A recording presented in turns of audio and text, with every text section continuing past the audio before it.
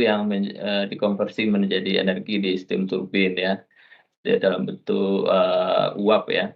Nanti, untuk memisahkan uap sama air, kita ada namanya separator ya. Jadi dari kepala sumur, dari production well, kemudian masuk orifice, control valve, nah ada namanya separator ya. Nah, separator itu memisahkan uap sama brine-nya. Nah, di separator itu ada namanya, eee ada namanya U-seal ya, U-seal namanya. Gunanya untuk men-seal, antara, brine ke injection line, supaya brine itu, supaya uapnya itu nggak ke bawah sampai ke injection well gitu ya. Jadi ada namanya U-seal U-seal namanya. Jadi di pipeline pipeline brine itu, dia kan perbedaan elevasinya sangat tinggi ya, biasanya sampai ratusan meter ya, jadi ada yang 200 sampai yang 300 meter perbedaan elevasi antara, eee eee, separator dengan injection well. Nah, itu perbedaan elevasi itu namanya hydrostatic, pressure ya, sebesar kalau 300 meter berarti perbedaan elevasi 300. Berarti tekanannya 30 bar ya. Jadi wellhead pressure di injection well itu 30 bar plus ditambah 8 bar, jadi 38 bar. Nah, di wellhead, di injection ya.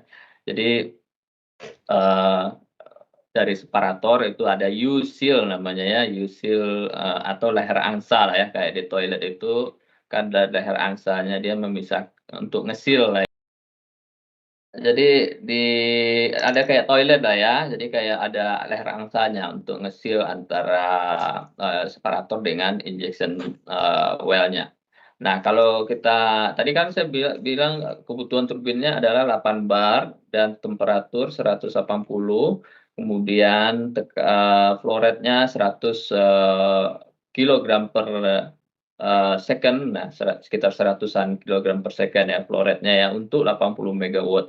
Kalau sekarang di sana itu mungkin kebutuhannya adalah di bawah itu karena, megawatt-nya lebih kecil ya, 60 atau 70 megawatt ya. Jadi pressure dan temperaturnya sama, namun mass flow rate steam-nya yang akan berbeda nanti ya, mungkin 90 kilogram per second atau something like that lah ya. Nah, kalau terus kita cerita steam ya, keluar steam dari separator, nanti keluar masuk ke scrubber. Nah, steam quality yang keluar dari scrubber itu jauh lebih bagus ya. Jadi kalau kita bicara steam itu ada namanya steam quality ya. Jadi keluar dari separator itu steam quality-nya masih 95% lah ya, steam quality. Terus dimurnikan dengan menggunakan scrubber sehingga steam quality-nya bisa sampai 99% ya, 99,9%. Sehingga aman masuk ke turbin. Nah, steam quality ya, itu yang perlu dipahami, scrubber fungsinya apa, separator fungsinya apa, gitu ya. Nanti liquid yang keluar dari scrubber itu namanya kondensat ya. Nah, jadi beda, kalau liquid yang keluar dari separator itu namanya brine ya. Liquid yang keluar dari scrubber itu namanya kondensat. Nah, kondensat ini biasanya korosif. Nah, materialnya itu, normally pakai stainless steel atau FRP gitu ya. Kalau brine itu dia tidak korosif, justru dia, karena temperatur, masih tinggi, kemudian, pressure masih tinggi, justru kita menjaga temperatur tinggi, dia tidak terlalu korosif terhadap, metal ya. Tapi kalau kondensat karena dia dingin, terus ada proses, apa namanya, ada, lumut, apa namanya, ada lumut, ada, Kulik eee, kulik gitu ya, Pak? Kuling. bakteri yang merubah, ke asidnya ya. Jadi pH-nya jadi, eee eee, tinggi ya, jadi akan bersifat asam. Nah, makanya materialnya mesti, stainless steel atau FRP. Nah, itu liquid yang keluar dari scrubber. Nah, steam yang keluar dari scrubber itu baru boleh masuk ke turbin. Nah, karena untuk menjaga turbinnya tidak ada kondensat yang terbawa, steam quality-nya jadi bagus itu harus bagus ya. Nah, steam itu dia jenuh ya, jenuh. Jadi, dia akan begitu keluar dari last state blade, dia menjadi, kondensat. Nah, kondensat itu di-mix dengan, dia pakai direct contact condenser namanya ya. Jadi dia nggak pakai heat exchanger, nggak ada pakai tubing, tapi dia direct contact dengan heat exchanger. Nah, bukan heat exchanger, condenser ya. Jadi, sebelum turbin itu start up ya kan, kondenser itu diisi dengan air dulu ya. Ya, jadi ketika steam-nya masuk, steam-nya itu udah begitu keluar dari steam turbin, last state blade, dia bercampur sama air, jadi dia dingin ya, dingin di-mix-kan, kemudian kondensat yang muncul dari steam turbin itu nanti akan disirkulasi menggunakan, cooling tower untuk didinginkan di cooling tower ya. Di cooling tower nanti dia akan sirkulasi, jika dia levelnya tinggi dia akan, discharge ke kondensat injection, well namanya, ada pompa kondensat namanya ya. Itu beda dengan sumur injeksi, brine. Nah, karena sifatnya kondensa itu korosif, sementara brine tidak korosif ya. Jadi, dia menggunakan material yang tahan terhadap korosi, misalnya, HDPE, FRP, atau stainless steel ya. Dari 3 itu pilihan material untuk kondensat ya. Kalau brine bisa menggunakan carbon steel API 5L atau ASTM 106 grade B, itu bisa. Dia bisa pakai itu ya. Umumnya dia pakai di insulation, malah kita harus menjaga pipa itu, insulation panas, karena dia kalau temperaturnya di bawah dari 140 derajat Celcius brine-nya, maka akan terjadi silica scaling namanya di pipanya, maupun juga di sumur injeksinya. Di pori-pori sumur itu akan terjadi scaling sehingga, eee, la bisa menghambat, laju injeksi, brine ke dalam reservoir gitu ya. Jadi seperti itu prosesnya ya. Kembali kita cerita ke steam turbine ya. Steam turbine, prosedur startup-nya, kita masuk ke prosedur startup ya. Minggu lalu kita udah berbicara mengenai, oil ya, startup oil Protection, ya. ya. Jadi tahap awal kita ngisi kondenser dulu, ngisi cooling tower basinnya ya, ada basin cooling tower diisi dulu dengan air air, raw water. Nah, setelah diisi baru steam turbinnya dimasukkan sama steam, sementara tapi start dulu tuning gear-nya ya, tuning gear di-start. Untuk start tuning gear kita harus menyalakan, jacking oil terlebih dahulu, kemudian lubrication oil, baru tuning gear-nya boleh jalan ya. Nah, gitu ya prosesnya ya. Jadi, udah berputar di kecepatan, tuning gear kalau nggak salah di RPM 12 RPM per menit ya. Kemudian baru steam-nya masuk ya kan, steam masuk diputar ya, diamati vibrasinya, diamati bearing temperature, diamati parameter steam, diamati, parameter, cooling water system-nya, diamati ya. Jadi ada step-stepnya dari RPM, tuning gear 12 naik pelan-pelan, kecepatan naiknya tuh dijaga ya. Sambil dimonitor, kemudian ditahan di RPM 300 RPM misalnya ya.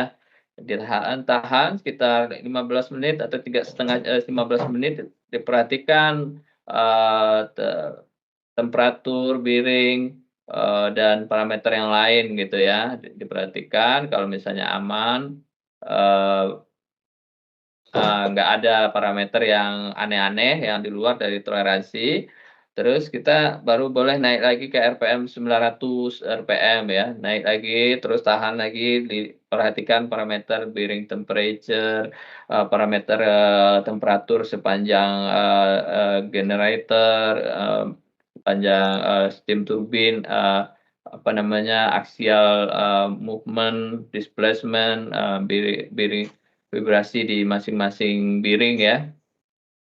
Nggak ada leakage juga ya, kalau ada leakage ya tentu kita perhatikan di mana source leakage-nya gitu. Kalau leakage kita harus stop dulu gitu ya, kita matikan lagi, kita, eee, atasi persoalan leakage-nya ya, kalau ada bocor.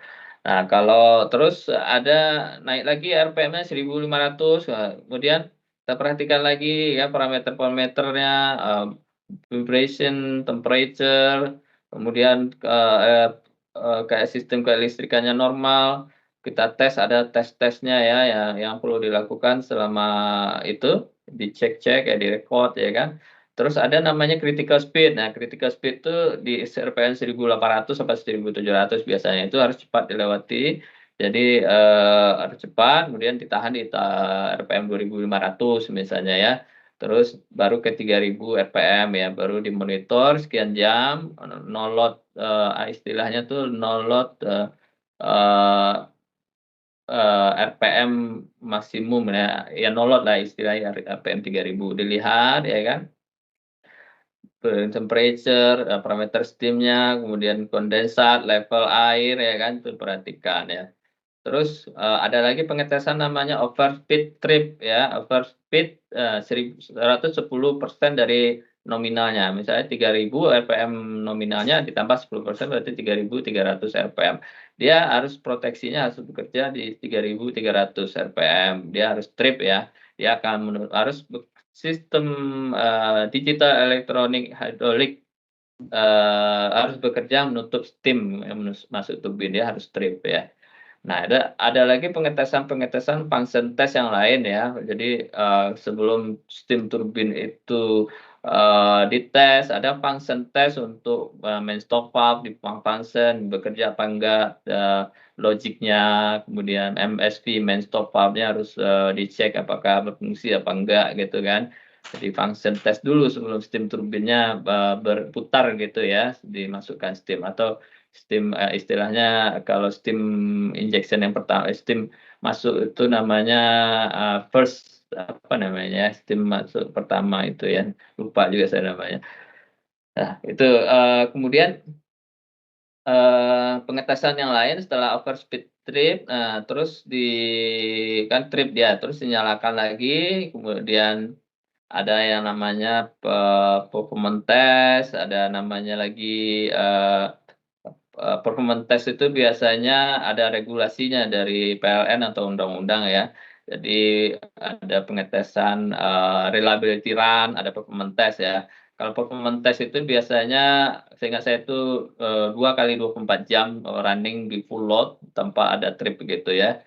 Jadi kalau misalnya desain 80 ya 80 megawatt, 2 kali 24 jam tanpa ada trip. Kemudian reliability run ini running, sebulan, 30 hari ya, tanpa hanya boleh, shutdown, trip atau apa sekian jam gitu, apa 5 jam, apa 6 jam gitu ya, dengan load, minimum berapa, ada 50% atau 70% minimum gitu ya.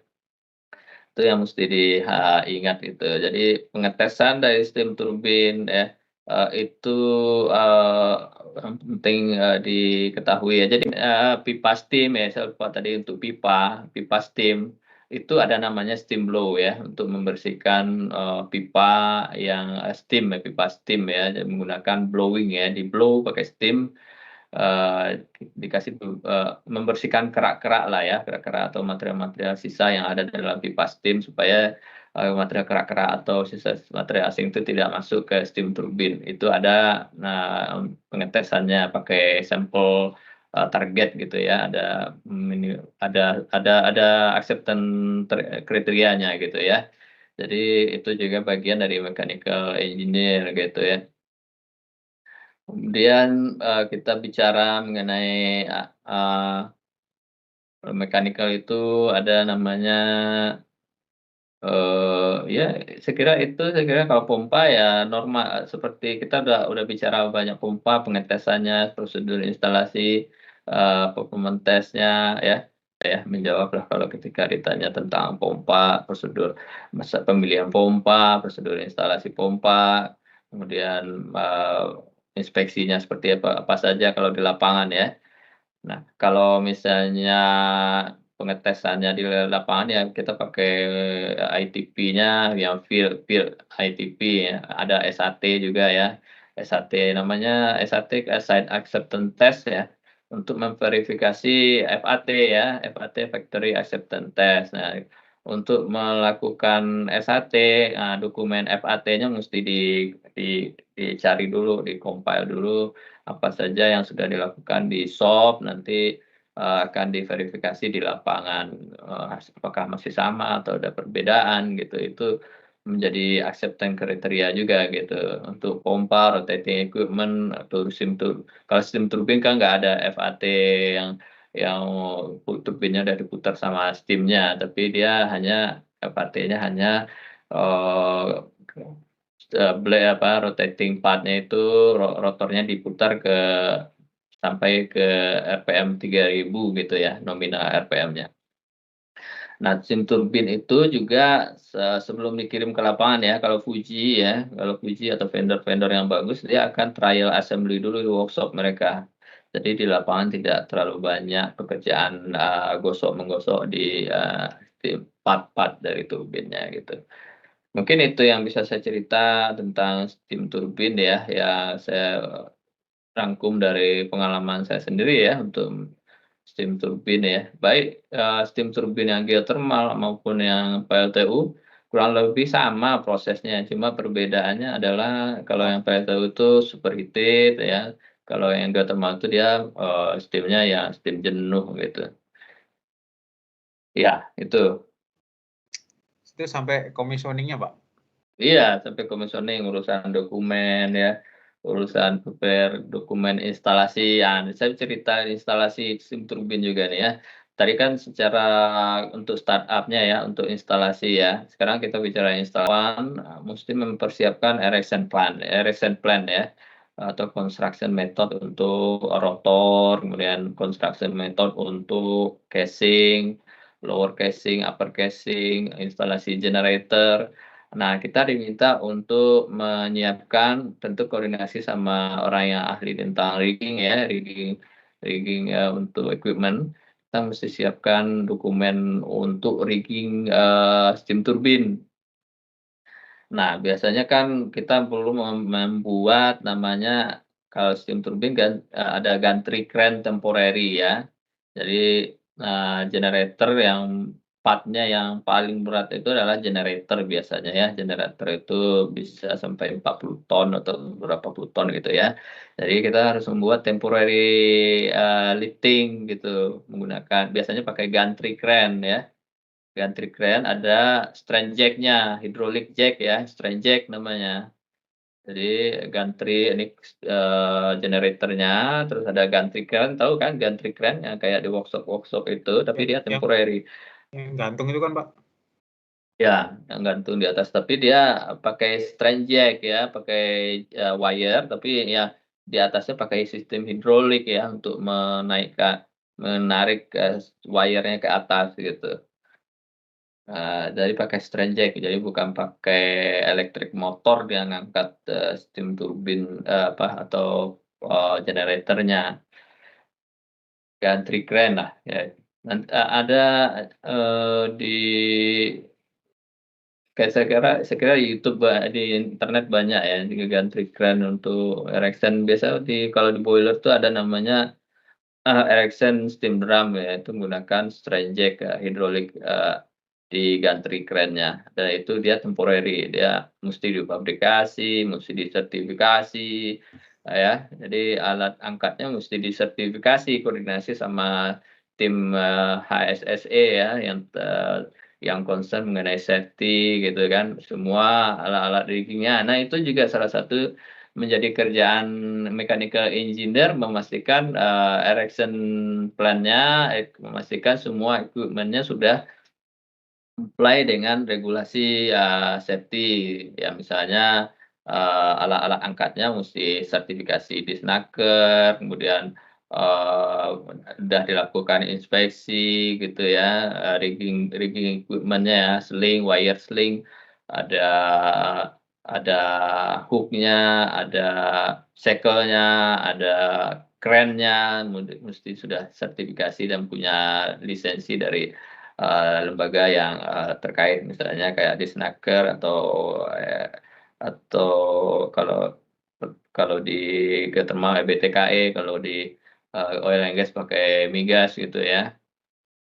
Dan juga operatornya dipastikan juga sudah punya SIM-nya atau eee, surat izin, operator SIO ya gitu ya.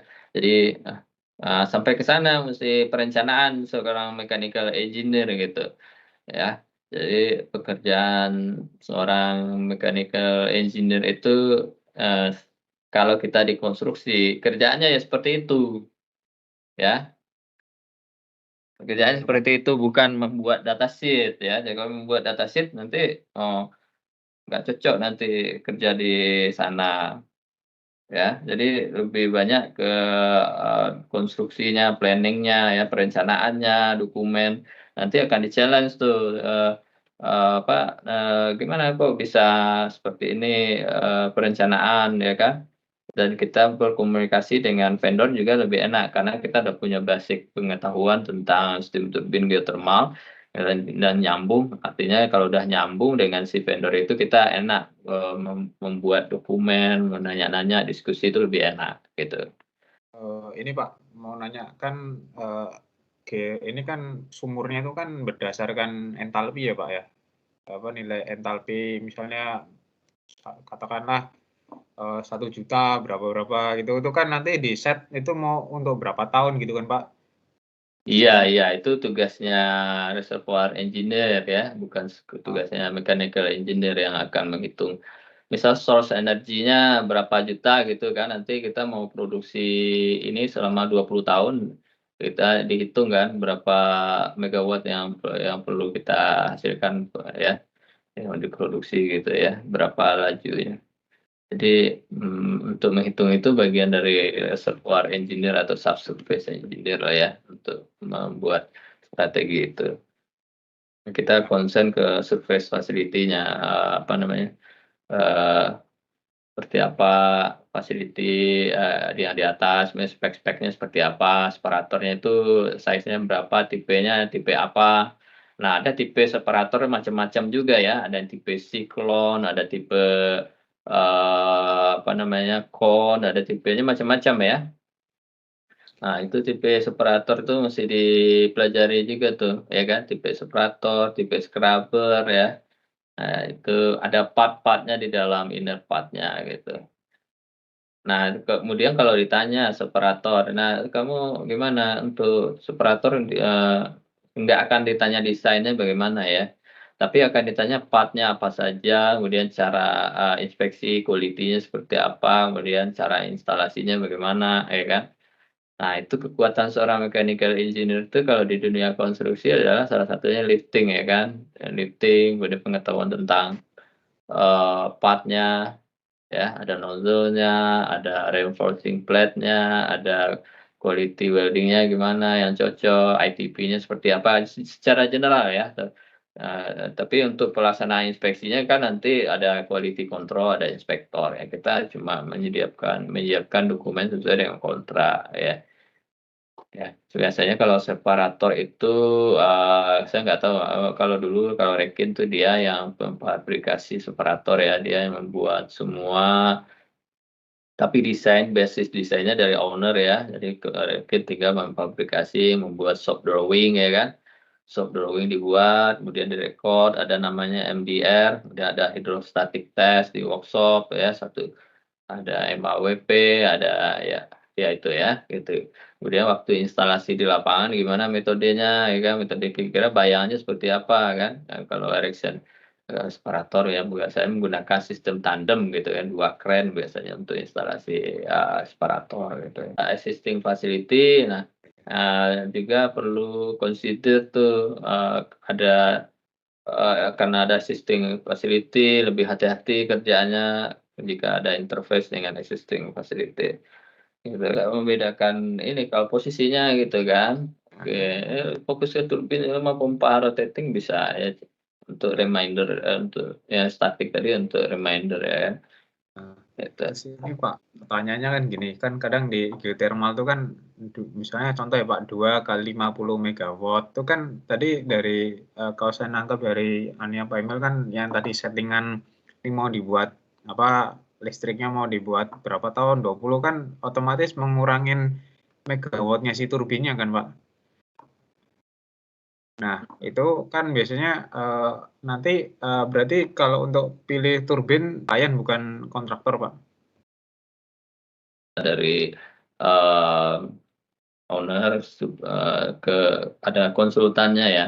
Jadi kan dia ada kajiannya sebenarnya kan kalau kita bicara itu, source energy yang ada di reservoir itu berapa gigawatt ya kan.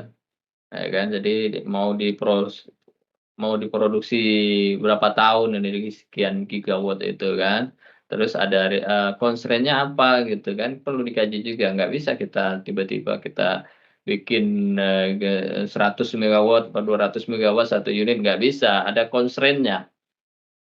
Ada yang membatasi, ada yang melimitasi desain kita itu, sehingga, misalnya, ukuran terkait size nggak bisa ditransport atau, nanti, space-nya terbatas ya di lokasi, panas buminya gitu kan. Terus, eee, terus juga, eee, ya terkait itu size kemudian space yang ada di, lokasi gitu yang terutama menjadi consideration kenapa dia nggak bisa terlalu besar, megawatt-nya gitu ya. Jadi hanya kenapa 60 kenapa 70 ya, karena juga salah satu space tadi dan juga pengennya umur produksinya berapa lama, 30 tahun ya kan, 30 tahun dikali, 70 megawatt misalnya sekianlah umur, reservoirnya. Jadi kalau udah lebih daripada itu udah nggak ekonomis lagi gitu kan begitu ya kalau kita bicara engineering gitu. Oke, ini ya saya ditunggu orang ya untuk ini, nanti, saya upload ke YouTube nanti bisa sekalian saya isi buat konten saya ya nanti. Oke, Ya, Mbak, ya makasih Pak Emil. ya assalamualaikum warahmatullahi wabarakatuh.